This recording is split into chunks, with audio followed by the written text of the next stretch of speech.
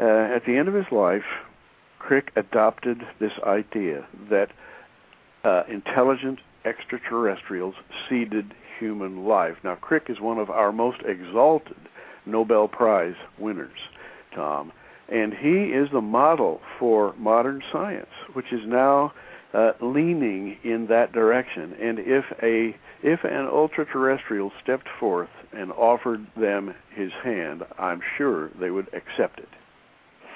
I've only got time probably for one more question, and it will be equally as cerebrally challenging for a guy like me, but not for you.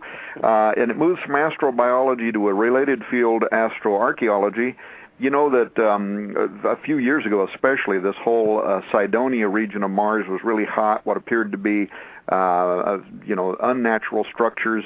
At the time, I remember interviewing Dr. Thomas Van Flandern, who had done a lot of study for this, and he has his PhD in astronomy and emphasis in celestial mechanics from Yale University. And he told me at the time that he and some other scientists had concluded that the combined odds against what was in Cydonia, the face, the five-sided pyramid, what they call the city complex, that the chance of that arising by chance were 1,000 billion to 1. Here's the quick last question. Whether it's Mars or some other place, do you think that there will ever be a discovery of extraterrestrial archaeological evidence, and or if there ever was, would this be physical remains of this earlier reference you made to this prehistoric war, maybe when Lucifer was cast down, or would it be something else? Wow, how I wish we had another hour. You've just opened up a brand new one, because yes, in fact, I do believe that the Earth is scattered with artifacts from a previous era. In fact, whole books have been written on the subject of forbidden archaeology, as you know, and books have been devoted to the idea that there are artifacts in the solar system from ancient superior cultures.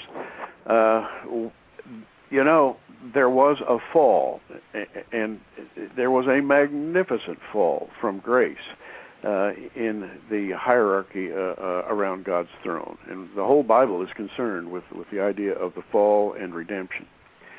And Tom, I believe that fall is far more complicated and far more widespread than most Christians generally believe. Usually we reduce it down to a couple in a garden and a forbidden fruit and a little serpent there who kind of stepped up with some advice for Eve.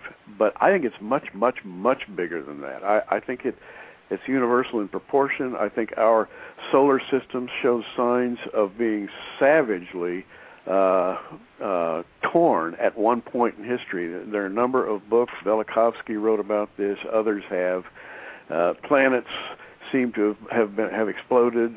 Planet Mars seems to have been stripped of its atmosphere. It has a canyon on one side of it as long as the United States is wide. Something horrible happened at one point that destroyed, I think, a superior civilization.